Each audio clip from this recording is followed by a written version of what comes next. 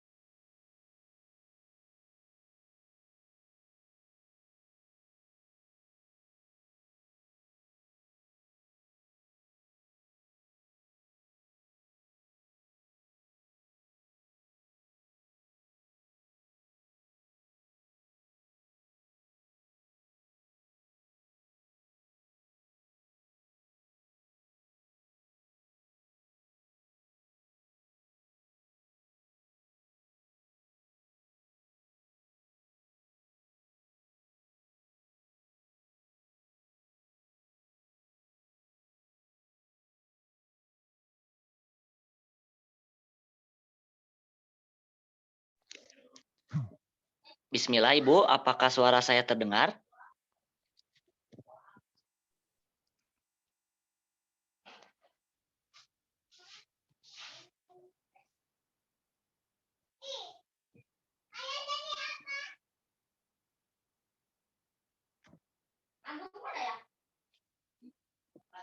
Cek. Bismillah, apa suara saya terdengar? Kedengar.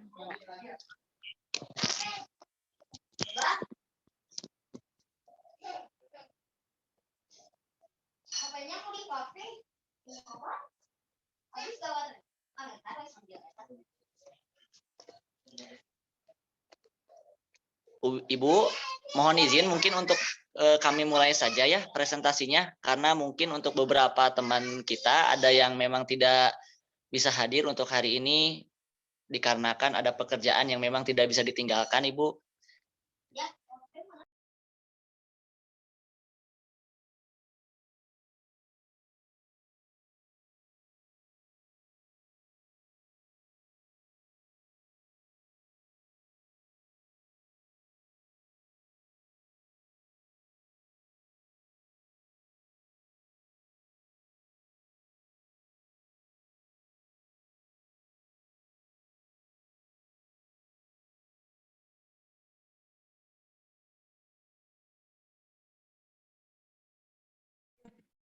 Ibu maaf, Ibu tidak ada suaranya.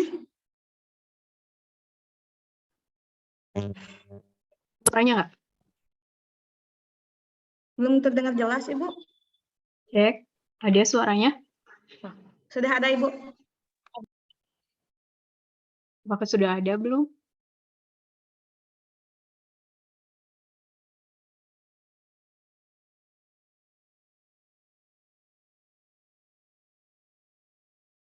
Ini sudah ada suaranya belum ya? Sudah, Ibu. Sudah ada, Bu.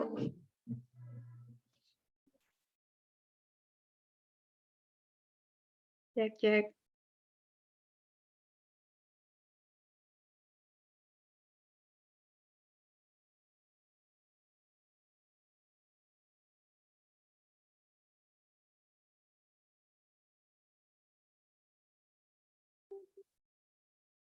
Tes.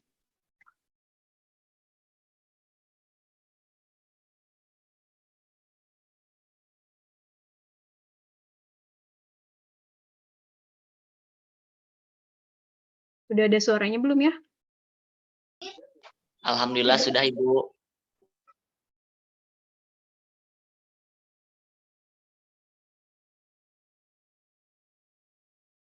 Cek, cek.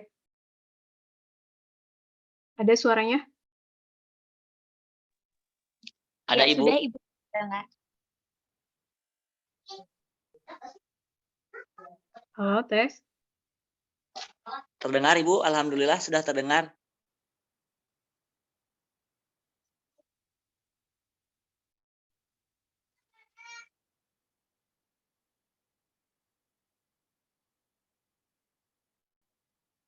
Kayaknya ke ibunya nggak masuk di suara kita.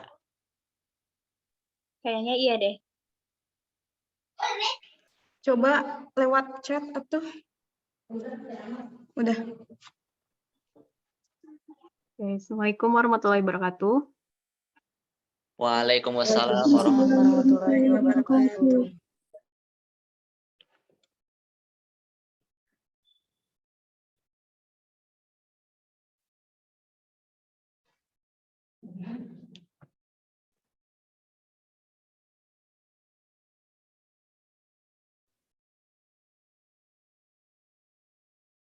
Selamat pagi. Dan semoga sehat selalu untuk kita semua.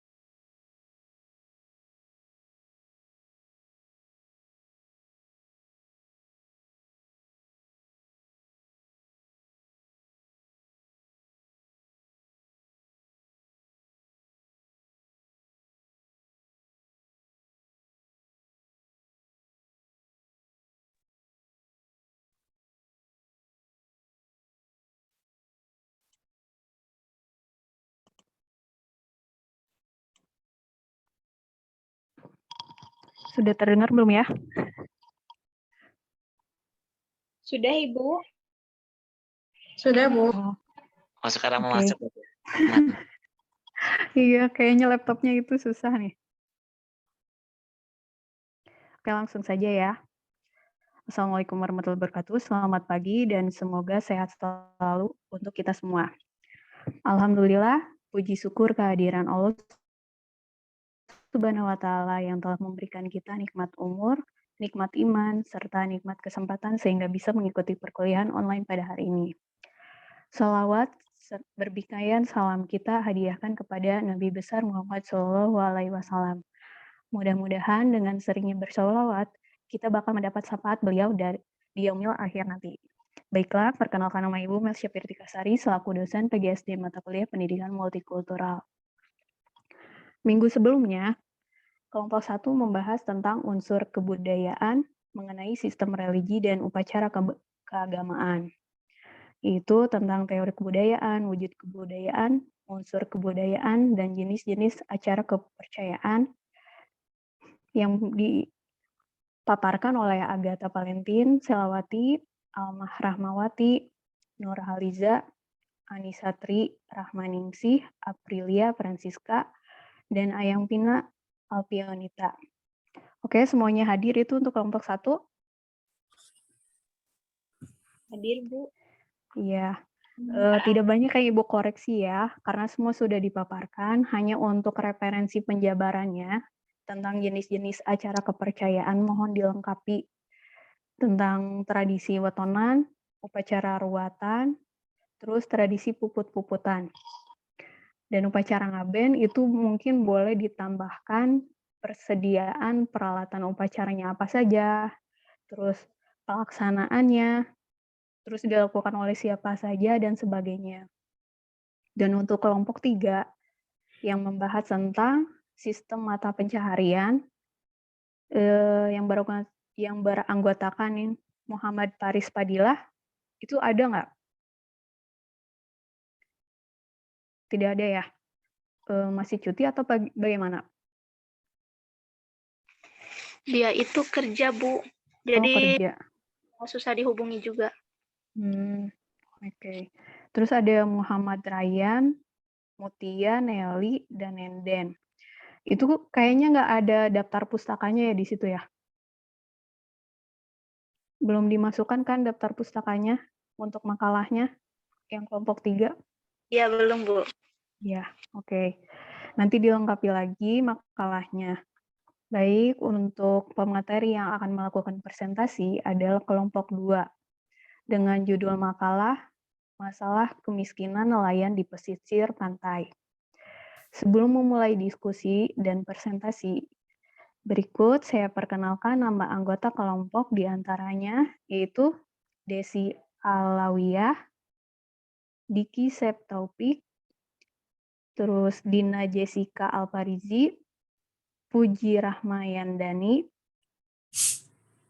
dan Hamzah Mubarok, terus Luciana Istiastuti. Semuanya sudah hadir ya, kelompok 2. Oke. Capaian pembelajaran terhadap perkuliahan hari ini diharapkan mahasiswa mampu menawarkan alternatif solusi terhadap berbagai permasalahan yang terkait dengan pelaksanaan pendidikan multikultural di Indonesia. Pada saat presentasi, Anda diharapkan untuk menyimak jalannya diskusi dengan seksama. Untuk kelompok 1, 3, 4, dan 5, ketika ada hal yang ingin menanggapi materi atau yang kurang jelas dan kurang dimengerti, Anda dapat menanyakan kepada kelompok 2 pada saat akhir presentasi. Dan sebelum mengawali presentasi kali ini, marilah kita berdoa menurut agama dan kepercayaan masing-masing secara bersama-sama. Oke, berdoa dipersilakan.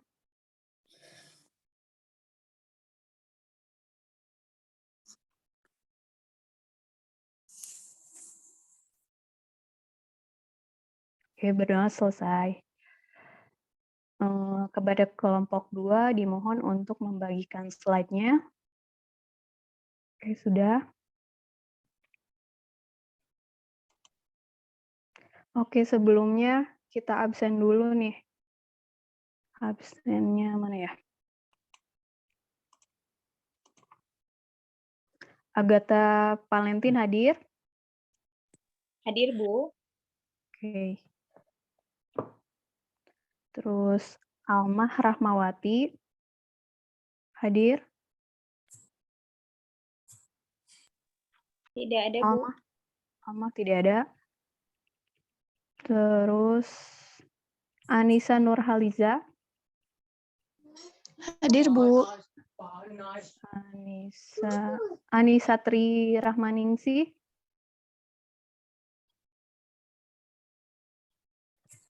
Anisatri, apakah ada?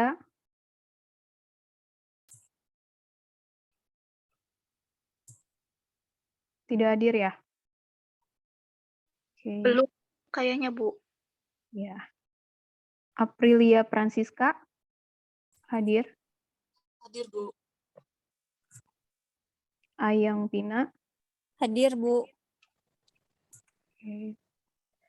Terus Muhammad Faris tidak ada ya? Muhammad Ryan.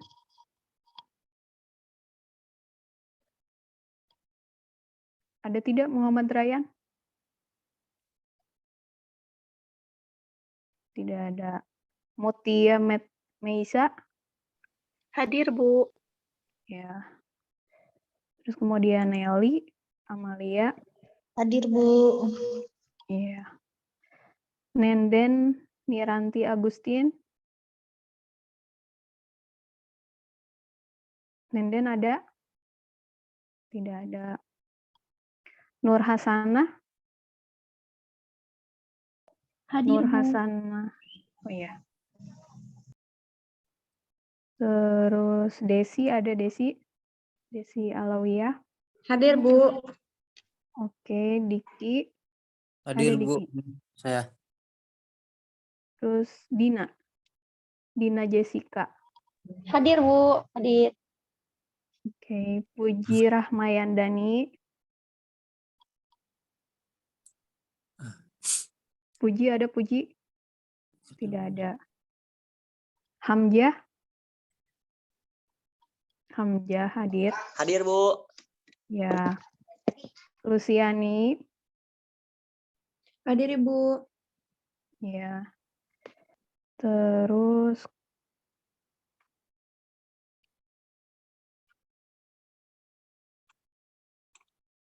siapa lagi nih Teh? Nur Siti. Hadir, Bu. Oke. Putri. Hadir, Ibu.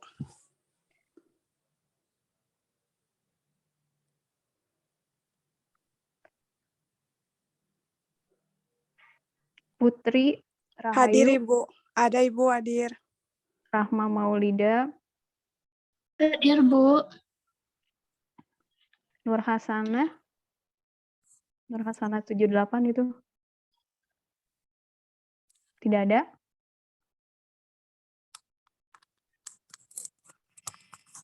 Tidak ada. Terus Rina Pajriah. Tidak ada. Ruina. Ruina ada. Hadir, Bu. Oke. Sabrina. Hadir, Sabrina Bu. hadir. Selvi Nurhalisa. Hadir, Ibu. Siti Maesaroh. Hadir, Bu. Winawati. Hadir, Bu. Oke, baik.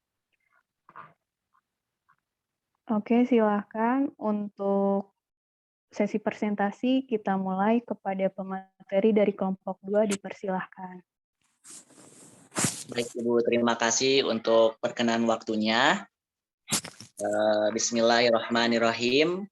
Assalamualaikum warahmatullahi wabarakatuh. Waalaikumsalam. Baik. Alhamdulillahirabbil alamin wa bihi nasta'in wa ala umuri dunya waddin. Assalatu wassalamu ala asrofil anbiya'i wal mursalin wa ala alihi wa sahbihi ajma'in amma ba'du. Alhamdulillah, pada pagi hari yang cerah ini, di hari Minggu tanggal 12 Juni 2022, kami dari kelompok 2 dan juga teman-teman semuanya diperkenankan untuk bertemu kembali di pertemuan yang kesekian kalinya. Kita juga diperkenankan juga bisa bertemu kembali dengan Ibu dosen ya, meskipun kita terpapar dengan jarak yang sangat jauh, tapi alhamdulillah atas izin Allah Subhanahu wa taala. Baik.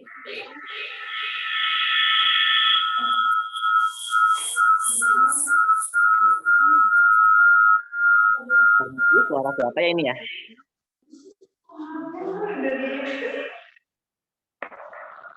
Mungkin kami mohon bantuannya, selain saya bisa menutup mikrofonnya dulu.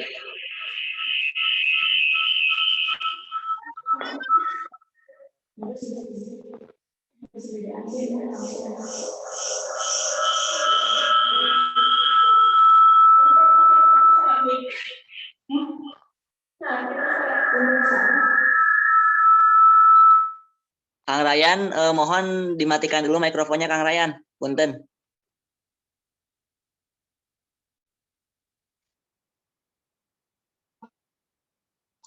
Ya, baik. Mohon maaf sebelumnya, saya lanjutkan kembali. Alhamdulillah kita diperkenankan oleh Allah Subhanahu wa taala dipertemukan kembali meskipun melalui Zoom meeting. Selanjutnya salawat serta salam tak lupa kita curahkan kepada Nabi kita Muhammad SAW beserta keluarganya, para sahabatnya hingga seluruh pengikutnya hingga akhir zaman. Pada kesempatan yang berbahagia ini perkenalkan kami dari kelompok 2 yang beranggotakan di dalamnya ada Desi Alawiyah, Diki Cep Taufik, Dina Jessica Alfarizi, Fuji Rahman Dayani, saya sendiri Hamzah Mubarok, dan juga Luciani Isti Astuti ingin memaparkan sebuah presentasi dengan berjudul Masalah Kemiskinan Nelayan di Pesisir Pantai untuk memenuhi tugas pendidikan multikultural yang diampu oleh dosen Ibu Meisha, boleh slide-nya sebelumnya dulu. Nah, Ibu Meisha Fitri Kasari SPD MSN. Nah, untuk mempersingkat waktu, saya persilahkan terlebih dahulu untuk pemaparan sesi pertama yang akan disampaikan oleh teman saya, Dina Alfarizi dan juga Lucy Isti Astuti. Kepada keduanya kami persilahkan.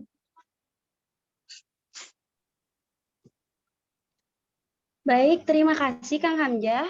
Sebelumnya saya di sini akan memaparkan bagaimana yang sudah tertera di PowerPoint ya. Di sini saya akan membahas tentang dimensi kemiskinan nelayan di pesisir pantai. Baik, kemiskinan adalah suatu kondisi seseorang atau sekelompok orang yang tidak mampu memenuhi hak-hak dasarnya untuk kehidupan yang bermartabat. Walaupun banyak definisi tentang kemiskinan, namun secara umum dapat dikatakan bahwa istilah kemiskinan selalu menunjuk pada kondisi yang serba kekurangan. Seperti itu. Dan ada beberapa dimensi yang mempengaruhi kemiskinan itu tersebut ya. Yang pertama ada dimensi ekonomi. Baik, dimensi ekonomi yaitu kemiskinan sangat mudah dilihat dan menjelma dalam berbagai kebutuhan dasar manusia seperti sandang, pangan, papan, dan kesehatan. Dalam kaitannya dengan masyarakat nelayan dapat dilihat dari kondisi perumahan yang kumuh, perabotan yang seadanya, dan kemampuan untuk memenuhi sandang serta kesehatan yang rendah. Begitu pula dengan kondisi pendidikan yang juga rendah. Secara kuantitatif, pendapatan per bulannya juga tidak seimbang dengan kebutuhan. Dilanjut oleh Teh Lucy, silakan. Baik, saya akan melanjutkan dari pemaparan Teh Dina. Di sini ada dimensi sosial budaya. Kemiskinan memang tidak dapat dihitung dengan angka-angka, namun muncul dalam bentuk budaya kemiskinan. Seperti yang dikatakan oleh Louis di Jalmuddin Acok, bahwa adanya respon tertentu yang dilakukan oleh masyarakat miskin dalam menyikapi hidup, seperti boros dalam pembelanjaan uang, mudah putus asa, merasa tidak berdaya, dan apatis. Sikap apatis muncul karena mereka terlalu sering dieksploitasi oleh pihak luar. Akibatnya mereka sulit untuk percaya terhadap program-program yang diperkenalkan, baik oleh pemerintah ataupun pihak lainnya, kecuali sudah terbukti membawa manfaat bagi mereka. Perasaan tidak berdaya juga muncul di kalangan ini, seperti menghadapi ulah para pedagang ikan yang menentukan harga yang secara sepihak. Kemudian ada pula dimensi sosial politik. Kemiskinan muncul dalam bentuk terpinggirnya kelompok miskin dalam struktur sosial yang di bawah dan tidak dilibatkannya mereka dalam proses pengambilan keputusan. Mereka tidak punya akses untuk berpartisipasi dalam menentukan masa depannya karena penentuan program biasanya dilakukan oleh orang luar yang merasa tahu atas permasalahan mereka. Walaupun secara real masyarakat miskin itulah yang sebetulnya merasakan dan tahu persis permasalahan yang dihadapinya. Kemudian pemaparan selanjutnya oleh Teh Desi.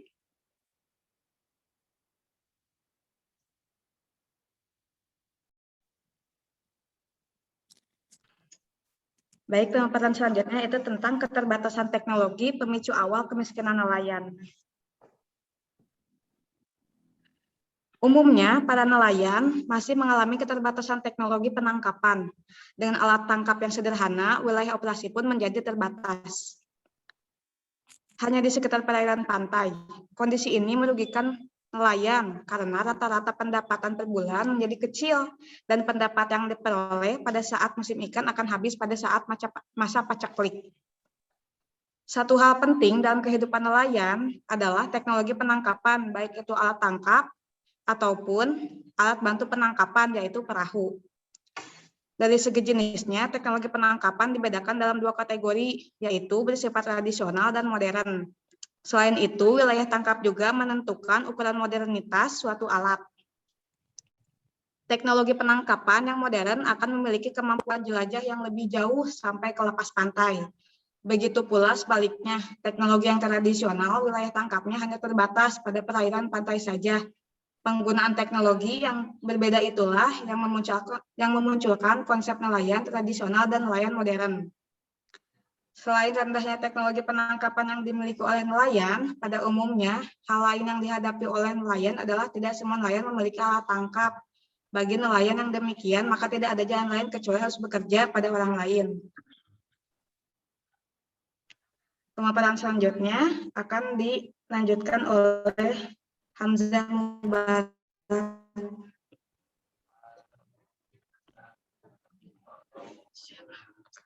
Baik, terima kasih untuk waktunya. Selanjutnya di sini saya ingin memaparkan strategi mengurangi kemiskinan, khususnya yang berada menjadi masalah kemiskinan di area pantai dan bagi para nelayan itu sendiri. Nah, yang pertama, cara mengatasi hal yang bisa kita lakukan adalah mengatasi kondisi alamnya. Nah, di sini kita ketahui bersama bahwa area pantai itu memiliki cuaca yang tidak menentu. Kadang badai, kadang panas, kadang cerah, kadang mendung. Bahkan ketika pariwisata pun, bisnis pariwisata yang ada di daerah pantai bisa terpengaruhi oleh cuaca. Saat air naik, maka pantai otomatis akan ditutup dan tidak ada kegiatan pariwisata di sananya, di dalamnya. Nah, ini yang menyebabkan permasalahan kemiskinan di daerah pantai itu amat besar potensinya. Yang kedua, tidak ada informasi cuaca jangka pendek, menengah maupun panjang. Tadi yang dijelaskan oleh Desi, keterbatasan teknologi. Di orang-orang pantai itu memiliki keterbatasan teknologi, tidak merata ya, hanya beberapa pantai saja yang memiliki teknologi untuk membaca cuaca, tapi banyak pantai yang memang tidak memiliki teknologi tersebut. Sehingga orang-orang pantai pun tidak bisa memprediksikan ini kapan cuacanya cerah, kapan badai, atau bahkan cuaca yang menyebabkan tsunami pun infonya akan sedikit terhambat karena pusat informasinya BMKG-nya bukan di pantai itu, tapi di daerah pusat perkotaan atau di daerah lainnya yang memang jaraknya cukup jauh, sehingga keterbatasan teknologi inilah yang menyebabkan informasi itu terlambat. Maka untuk mengatasi kondisi alam ini, pemerintah harus memberikan kesempatan, biaya, dan bantuan dan dukungan untuk memperbaiki kondisi alam yang ada di daerah pantai-pantai yang ada di Indonesia. Yang kedua, masalah kemiskinan pun muncul dari dunia pendidikan.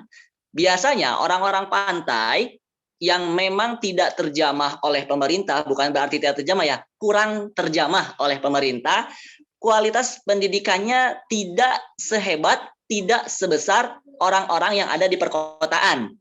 Nah, apa yang menyebabkannya? Sehingga ketika ada satu sekolah yang akan muncul di daerah pantai, sekolah yang berkualitas cenderung memiliki biaya sekolah yang tinggi, sehingga orang-orang pantai terpaksa tidak bisa masuk ke sekolah tersebut. Kemudian kadang juga lokasi jauh dari tempat tinggal. Contoh saja Pelabuhan Ratu, kalau memang mau masuk misalkan ke sekolah yang bagus, contoh saja sekolah penabur di Kota Sukabumi, butuh 4 jam untuk nyampe ke sana. Sedangkan di Pelabuhan Ratu, kita jarang menemukan sekolah-sekolah yang memang kualitasnya itu menyerupai misalkan SD penabur yang memang dengan teknologi-teknologi sudah lengkap. Atau juga merasa tidak perlu pendidikan formal. Nah, ini kerap terjadi di daerah pantai. Orang-orang nelayan, saya mah nggak mau belajar, langsung ke laut, nyokot ikan, mancing ikan, gitu kan. Nah, ini yang menyebabkan pendidikan-pendidikan daerah pantai itu rendah. Kemudian juga sebagian besar waktu dihabiskan di laut. Nah, ini melanjutkan yang tadi, orang-orang pantai dari mulai anak-anak sampai dewasa sudah mulai melaut. Lebih baik mencari ikan, mencari cuan dibandingkan belajar. Karena itu lebih realistis bagi mereka, lebih mampu dilakukan oleh mereka karena biaya pendidikan yang relatif tinggi untuk mendapatkan pendidikan yang berkualitas. Lalu pola hidup. Di antara sebab masalah kemiskinan nelayan itu adalah pola hidup. Pertama, orang-orang pantai mungkin cenderung boros karena merasa bahwa mereka dapat mencari uang dengan berjualan ikan. Mereka pakai uang tersebut dengan tidak ada konsep menyimpan uang atau menabung untuk permasalahan-permasalahan nanti yang mungkin saja bisa terjadi di kedepannya. Nah, pola hidup konsumtif orang-orang Pelabuhan Ratu itu cenderung, contoh ya Pelabuhan Ratu yang ada di Sukabumi, cenderung konsumtif. Apa buktinya? Kalau kita main ke Pelabuhan Ratu, di sana akan ada yang namanya pasar. Orang-orang Pelabuhan Ratu itu belanja di pasarnya jauh lebih konsumtif dibandingkan orang-orang Cibadak, orang-orang Cisaat. Kenapa? Karena mungkin akibat jauhnya ke kota, akhirnya saat ada barang-barang yang mudah didapat di Pelabuhan Ratu, bisa langsung beli. Karena mereka merasa punya uang hasil pencahariannya, beli. Nah, ini adalah pola hidup yang menyebabkan boros. Yang selanjutnya tidak memiliki tabungan. Nah, saat pola hidup boros ini sudah menjangkit, maka mereka cenderung tidak akan pernah menabung, tidak berpikir untuk masa depan, tidak berpikir, yang penting berpikir untuk saat ini uangnya dipakai.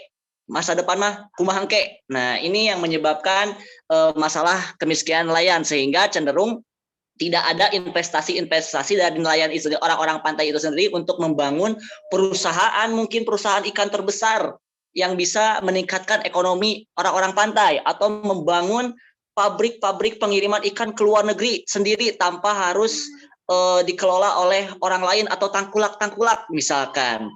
Nah, selanjutnya permasalahan lainnya yaitu infrastruktur. Ini sudah jelas karena orang-orang di pesisir pantai secara infrastruktur sangat sulit terjangkau. Tidak semua tempat memiliki TPI, kondisi infrastruktur sekitar yang buruk, sistem yang panjang mengakibatkan harga rendah. Nah, ini yang menyebabkan kemiskinan di daerah pantai. Harga ikan kalau kita beli di Pelabuhan Ratu langsung murah. Nah, nelayan tidak ada pembeli di sana, misalkan di daerah pantai, karena jarak menuju pantai itu jauh. Akhirnya ada yang namanya tangkulak. Tangkulak beli murah, yang untung tangkulak, dia bisa jual lebih mahal di kota. Nah, ini infrastruktur ini, transportasi memudahkan itu sangat penting, karena memang sekarang ekonomi sangat membutuhkan yang namanya infrastruktur. Kemudian yang terakhir adalah kebijakan pemerintah.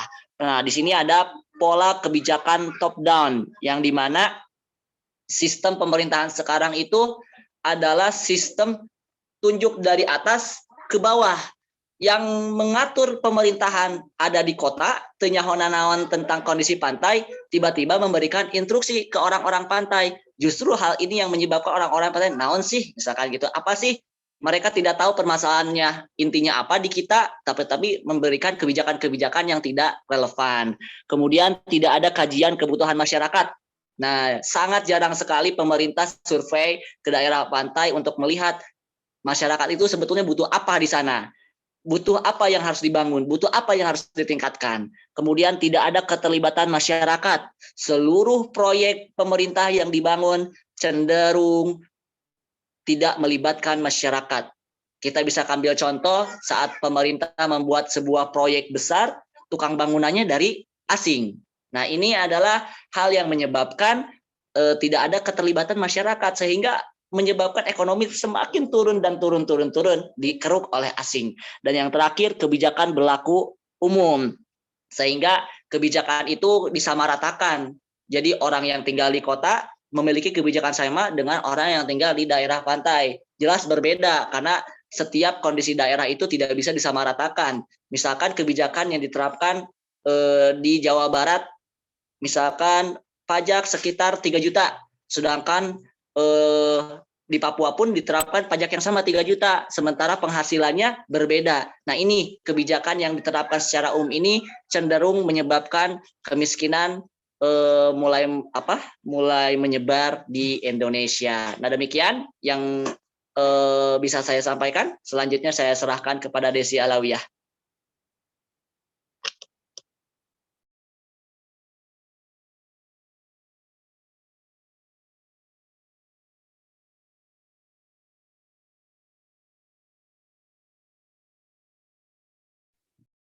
Ya, terima kasih untuk Kang Hamzah yang sudah memaparkan strategi mengurangi kemiskinan. Di sini tadi Kang Hamzah sudah memaparkan tentang masalah-masalah kemiskinan nelayan, dan saya akan memaparkan tentang strateginya apa yang harus dilakukan. Dari kondisi alam, strategi yang bisa dilakukan adalah atau upaya penanggulangannya adalah penguasaan aspek dan akses informasi dalam hal cuaca dan lokasi tangkapan. Lalu dukungan dari pihak-pihak dan sebagai institusi, prediksi cuaca jangka pendek, menengah, dan panjang. Yang kedua yaitu pendidikannya rendah. Upaya penanggulangannya adalah bimbingan dalam memahami dan mengakses teknologi satelit atau GPS. Yang kedua, dukungan dalam penguasaan teknologi kelautan seperti alat tangkap, pengolahan, dan pengawetan. Lalu yang ketiga yaitu pembangunan sarana dan keterjangkauan akses pendidikan beserta sarana pendukung, jalan, dan lain-lain. Dan yang keempat adalah variasi pilihan dalam pendidikan formal, informal, dan paket. Lalu yang ketiga, upaya penanggulangannya adalah merubah pola pikir masyarakat mengenai manajemen keuangan dan membiasakan menabung untuk persiapan paceklik. Yang kedua, membangun strategi bagi perempuan dengan penguatan peranata. Lalu yang ketiga adalah membangun diversifikasi pekerjaan untuk persiapan kondisi paceklik. Yang keempat adalah tentang infrastruktur. Upaya penanggulangannya adalah melengkapi infrastruktur TPI, yaitu tempat pelelangan ikan. Yang kedua, mengembangkan lembaga keuangan mikro agar terhindar dari tengkulak. Yang ketiga adalah meningkatkan kepemilikan lebih dari satu alat tangkap dan diversifikasi aktivitas berdasarkan pengembangan produk olahan. Yang terakhir adalah tentang kebijakan pemerintah dan upaya penanggulangannya, bisa dengan penerbitan kebijakan sosial yang terpadu, pengidentifikasian situasi internal dan eksternal, lalu melibatkan partisipasi nelayan dalam penentuan program dan sasaran, dan yang terakhir adalah membuat kebijakan tidak pukul rata, melainkan berdasarkan karakteristik masalah pada tiap wilayah berdasarkan kebutuhan. Nah, demikianlah presentasi dari kelompok 2. Dan kami perkenankan bagi teman-teman semuanya, bila mana ada yang ingin ditanggapi, dikritisi, ataupun diberikan masukan, kami sangat perkenankan dan persilahkan seluas-luasnya. Silahkan. Baik, selamat pagi, Ibu dan teman-teman. Ya, Izin sharing ya, ini bukan mengkritisi, izin sharing. Kalau setelah tadi sudah disebutkan bahwa dalam strategi dan upaya mengurangi kemiskinan ya, digarisbawahi di daerah nelayan. Kita masuk dalam studi kasus. Kembali kepada kondisi real. Kita sebagai seorang akademisi, apabila tidak dipungkiri, dihadapkan dengan KKN di daerah nelayan yang rentan miskin, bahkan sangat rentan miskin. Kita sebagai akademisi, yaitu mahasiswa, apa yang akan lakukan, upaya apa yang akan kita dihadapkan dengan masalah-masalah seperti tadi cuaca ekstrim dan lain sebagainya. Setidaknya untuk membantu sedikit dari mengatasi kemiskinan di daerah tersebut. Terima kasih. Agar supaya KKN kita itu memiliki value yang tinggi seperti itu. Terima kasih. Baik, terima kasih untuk sedikit sharing atau mungkin sedikit pertanyaan ya yang memang diajukan kepada kelompok 2. Baik, sebelum kita lanjut, ada satu lagi mungkin dari teman-teman yang mau memberikan pertanyaan, kritisi dan lain sebagainya, silakan. Kita sediakan 2 aja ya, yang satu sudah, tinggal satu lagi. Ya ada. Yes, siapa dulu? Kang Hamzah, izin bertanya. Ini maaf pakai punyanya Teh Desi, soalnya hotspotnya mati ya kampus. Ya, tidak apa-apa. Ya, ini memang kemampuan orang dalam lebih baik sih. Kan tadi dijelaskan katanya di lingkungan nelayan itu susah untuk mendapatkan akses pendidikan, kemudian juga memang kesadaran untuk belajar itu kurang, ditambah banyaknya pekerja asing ketika nanti ada pacoklik, susah untuk mencari pekerjaan. Ini kan karena pekerja asing itu kita tidak bisa memungkiri karena banyaknya SDM kita yang rendah, kan karena nggak mau sekolah tadi. Nah itu gimana caranya kita sebagai mahasiswa memotivasi atau melakukan apa untuk menaikkan sumber daya manusia di sekitar pantai. Itu aja sih. Terima kasih. Ya, baik. Terima kasih untuk Kang Ryan yang sudah memberikan tanggapan dan pertanyaannya. Oke, 2 pertanyaan ini sepertinya relevan ya. Keduanya adalah berfokus di mana kita sebagai akademisi, langkah kita untuk membangun kesejahteraan di daerah pantai itu sendiri. Kalau misalkan dari pertanyaan Teh Agatha, mungkin saat kita melakukan KKN, apakah ada program-program yang memang bisa diusulkan sekarang, jadi bisa gambaran buat teman-teman semua untuk meningkatkan kesejahteraan orang-orang yang ada di daerah pantai. Dan juga dari Kang Ryan pun demikian, alasan kenapa pendapatan nelayan itu relatif rendah, itu karena memang di sana pendidikan untuk membangun SDM-nya pun rendah, sehingga tercipta banyak SDM yang memang tidak bisa menyaingi SDM asing. Nah, sepertinya untuk tanggapan ini kita akan mendengarkan tanggapan-tanggapan dari beberapa anggota kelompok 2 ya. Untuk yang pertama, nampaknya Diki Cep Taufik sudah siap untuk sedikit memberikan tanggapan. Kami perkenankan kepada Kang Diki selaku anggota juga dari kelompok 2 untuk bisa menanggapi. Nanti kita akan tambahkan untuk tanggapan-tanggapan lainnya. Silahkan. Mungkin sama Kang Hamzah aja dipersilakan, soalnya Diki belum siap ini teh. Baik. Ya, baik, kita tanggapi pertanyaannya, dan mudah-mudahan nanti dari teman-teman kelompok 2 lainnya bisa menambahkan kekurangan-kekurangan dari tanggapan yang saya utarakan. Baik, untuk meningkatkan kesejahteraan berhubungan dengan kita sebagai mahasiswa di Prodi PGSD yang berhubungan langsung dengan akademik, tentunya ya, kita adalah mahasiswa akademisi. Langkah apa saat KKN atau program-program apa saja yang bisa membantu kesejahteraan atau meningkatkan taraf kekayaan orang-orang yang berada di nelayan? Tentunya hal yang paling utama adalah memberikan satu program, kalau dari saya pribadi, itu yang berhubungan dengan pendidikan. Karena betul kata Kang Ryan tadi, bahwasanya sumber daya manusia itu penting. Jadi awal mula ingin mensejahterakan suatu daerah, itu kita harus perlu meningkatkan dulu SDM-nya, sumber daya manusianya. Dengan cara apa? Dengan cara memberikan sebuah pendidikan.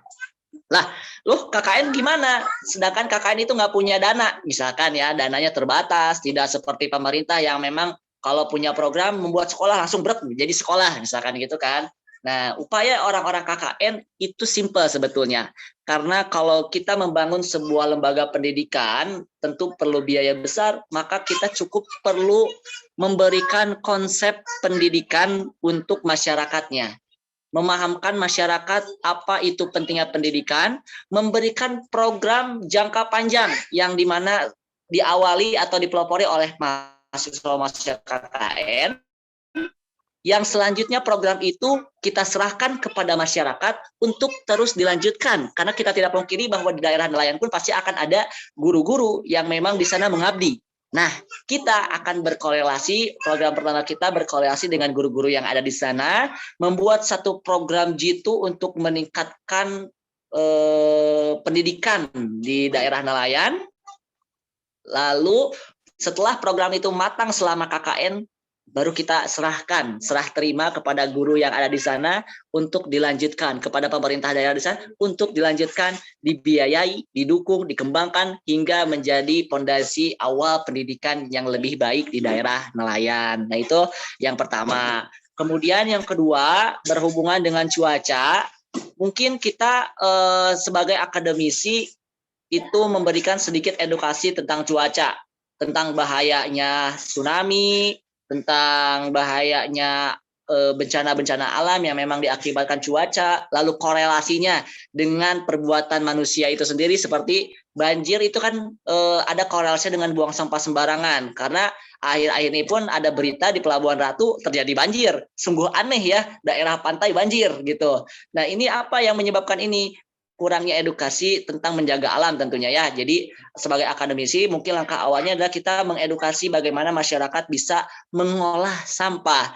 Jangan sampai masyarakat menganggap sampah itu tidak berguna atau tidak bermanfaat. Bayangkan kalau pembuangan sampah itu banyak di pantai, apalagi saat kunjungan masyarakat dari luar pantai, tiba-tiba ada berita sampah numpuk sagunung, itu sudah sering terjadi ya, terutama di Pelabuhan Ratu. Nah, bagaimana kita bisa mengedukasi masyarakat bahwa sampah itu bisa diolah, bisa dijadikan cuan lagi, dijadikan uang lagi. Bahkan kalau dalam budaya pun sebuah sampah bisa jadi pakaian yang estetik ya, karena banyak sekali mungkin ide kayak buat sampah, buat tas dari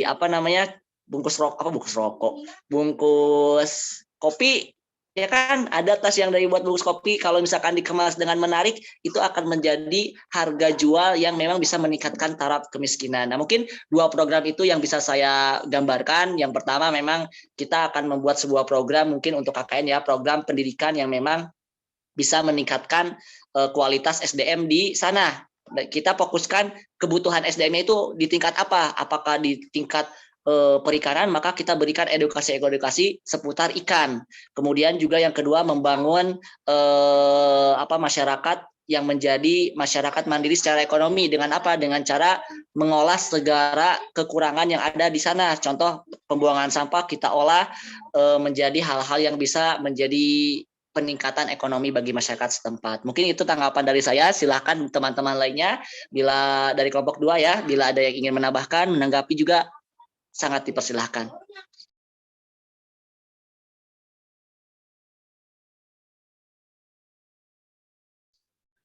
Baik, menambahkan dari Kang Hamzah ya, yang tadi dari pertanyaannya Kang Ryan bahwa bagaimana sumber daya manusia kita itu dapat sadar untuk tentang pendidikannya gitu. Sebenarnya sudah ada beberapa universitas yang bisa dijadikan role model untuk menyadarkan bahwa pendidikan itu penting, contohnya. Dan tadi seperti kata Kak Agatha, program apa yang bisa kita lakukan? Kita bisa melihat dari Universitas Diponegoro atau Undip. Di sana itu yang saya tahu ada beasiswa untuk anak-anak nelayan atau anak-anak pesisir pantai, dan mereka itu bekerja sama dengan pemerintah, dengan berkomunikasi dengan pemerintahnya. Contohnya di kita saja sebenarnya sudah bisa mungkin gitu ya, karena kita sudah punya program tentang beasiswa anak dari timur, dan mungkin ke depannya kita bisa menambahnya dengan beasiswa anak pesisir pantai, karena kebetulan daerah kita itu strategis dan dekat dengan pantai. itu bisa dijadikan alasan untuk memperbaiki sumber daya manusia yang ada di sekitar pantai dengan pendidikan. Terima kasih.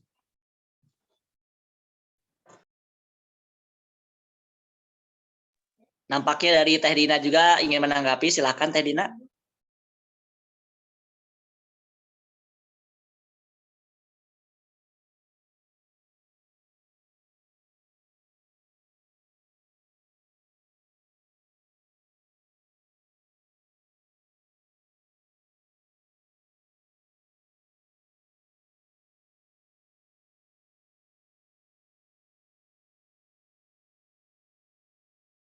Oh ya, nampaknya Teh Dina ada sedikit terkendala sinyal. Nah demikian tanggapan dari kelompok 2 yang bisa kami sampaikan untuk memenuhi pertanyaan dari yang pertama mungkin dari Kak Agatha dan yang kedua dari Kang Ryan. Terima kasih. Terima kasih. Mungkin selanjutnya kami serahkan kembali kepada Ibu dosen untuk bisa menanggapi apa yang kami sampaikan, juga permasalahan diskusi yang baru saja terjadi barusan. Kepada Ibu kami persilahkan.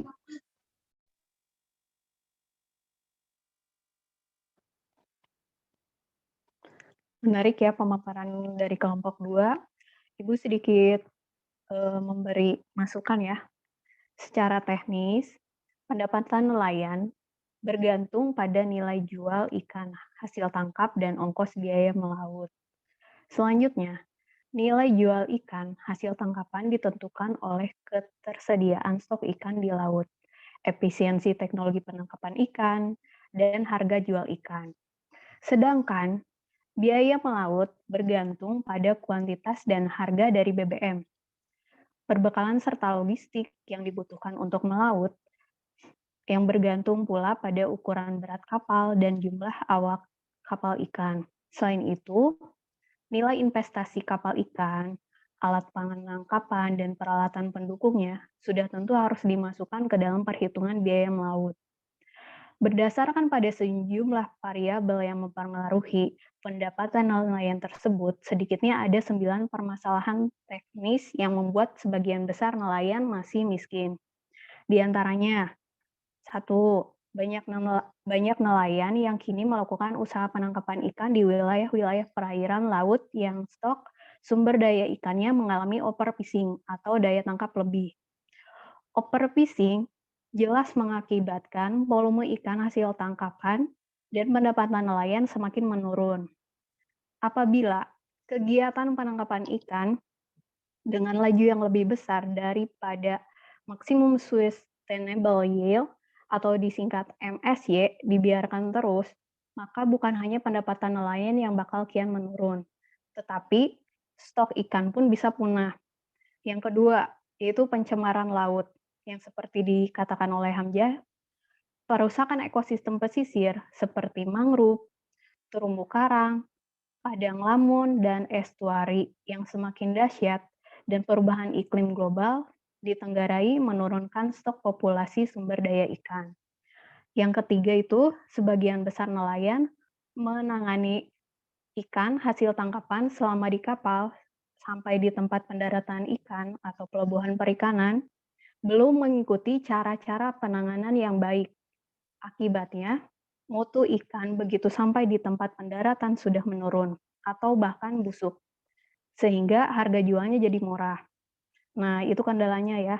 Hal ini disebabkan karena kebanyakan kapal ikan tidak dilengkapi dengan palkah pendingin atau wadah kontainer. Tahu kan ya, yang itu, yang diberi es untuk menyimpan ikan agar tetap segar.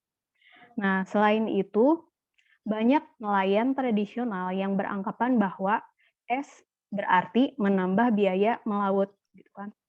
Apalagi kalau tidak dapat ikan atau hasil tangkapannya sedikit, atau esnya mencair sebelum mendapat ikan, maka rugi besar buat mereka. Yang keempat itu, hampir semua nelayan tradisional mendaratkan ikan hasil tangkapannya di pemukiman nelayan atau tempat pendaratan ikan. Tidak dilengkapi dengan pabrik es atau cold storage. Tahu kan yang itu? Nah, itu tidak memenuhi persyaratan standar sanitasi dan higienis, sehingga semakin memperburuk mutu ikan yang berimplikasi terhadap harga jual ikan. Nah, hampir semua nelayan tradisional tidak bisa mendaratkan ikannya di pelabuhan perikanan samudra atau disingkat PPS. Dicatat ya ini tentang singkatan-singkatannya karena nanti akan ada di kuis. Terus yang pada umumnya pendaratan ikan itu harus membayar biaya tambah labuh yang mahal sehingga tidak terjangkau. Nah, yang kelima, pada masa panceklik dan kondisi laut sedang berombak besar atau angin kencang, badai, antara 2 sampai 4 bulan dalam setahun, nelayan tidak bisa melaut untuk menangkap ikan. Bagi nelayan dan anggota keluarganya yang tidak memiliki usaha lain saat-saat panceklik seperti ini, otomatis itu tidak ada income. Nah, sehingga mereka terpaksa pinjam uang dari para rentenir yang biasanya mematok bunga yang luar biasa tinggi. Nah, rata-rata itu 5% per bulan. Nah, disinilah awal nelayan mulai terjebak dalam lingkaran setan kemiskinan. Karena pendapatan yang ia peroleh di musim banyak ikan, selain untuk memenuhi kebutuhan keluarga sehari-hari, juga dikeluarkan untuk bayar utang sekaligus bunganya. Nah, itu sudah jelas ya, kalau udah mau memasuki dunia rentenir itu benar-benar lingkaran kemiskinan. Oke, yang keenam itu pada musim panceklik, harga jual ikan biasanya mahal, tinggi. Tetapi begitu musim ikan, peak season tiba, harga jual mendadak turun drastis. Nah, lebih dari itu, nelayan pada umumnya menjual ikan kepada pedagang perantara, tidak bisa langsung kepada konsumen terakhir. Sehingga harga jual ikan yang mereka peroleh jauh lebih murah daripada harga ikan yang sama di tangan konsumen terakhir. Padahal jumlah pedagang perantara itu umumnya lebih 2 dari tingkatan. Yang ketujuh, kebanyakan nelayan membeli jaring, alat tangkap lain, BBM, beras, dan bahan perbekalan lainnya untuk melaut juga dari pedagang perantara atau dari tengkulak yang jumlahnya bisa lebih dari 2 kali lipatnya ya, tidak langsung dari pabrik atau produsen pertama. Sehingga si nelayan ini membeli semua sarana produksi perikanan tersebut dengan harga yang lebih mahal ketimbang harga sebenarnya di tingkat pabrik. Nah, kondisi ini yang tentu membuat biaya melaut lebih besar daripada yang semestinya. Yang kedelapan, itu karena harga BBM dan sarana produksi untuk melaut lainnya terus naik, sementara harga jual ikan relatif sama dari tahun ke tahun. Atau kalaupun naik, itu relatif lamban. Nah, hal ini yang dapat mengurangi pendapatan nelayan. Yang kesembilan, terakhir, sistem bagi hasil antara pemilik kapal ikan, nahkoda kapal, fishing master, dan ABK atau anak buah kapal ditenggarai jauh lebih menguntungkan pemilik kapal dan paling dirugikan adalah anak buah kapal yang mencari ikannya. Karena itu pada umumnya pemilik kapal beserta nahkoda kapal itu lebih sejahtera ketimbang ABK-nya, anak buah kapalnya. Oke, mungkin itu ya masukan dari Ibu. Mohon dilengkapi ya untuk daftar pustakanya. Di makalahnya itu belum ada daftar pustaka untuk kelompok 2. Oke, untuk tugas dan kuis Edlingnya jangan lupa diisi. Dan untuk topik minggu depan akan dibahas oleh kelompok 4 dan kelompok 5. Oke, demikian kegiatan perkuliahan online hari ini. Terima kasih atas ketenangan Anda dalam mengikuti perkuliahan online kali ini. Semoga presentasi ini dapat menambah wawasan Anda.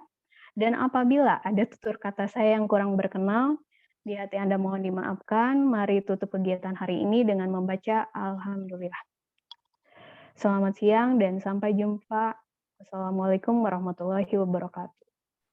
Waalaikumsalam warahmatullahi Waalaikumsalam warahmatullahi wabarakatuh.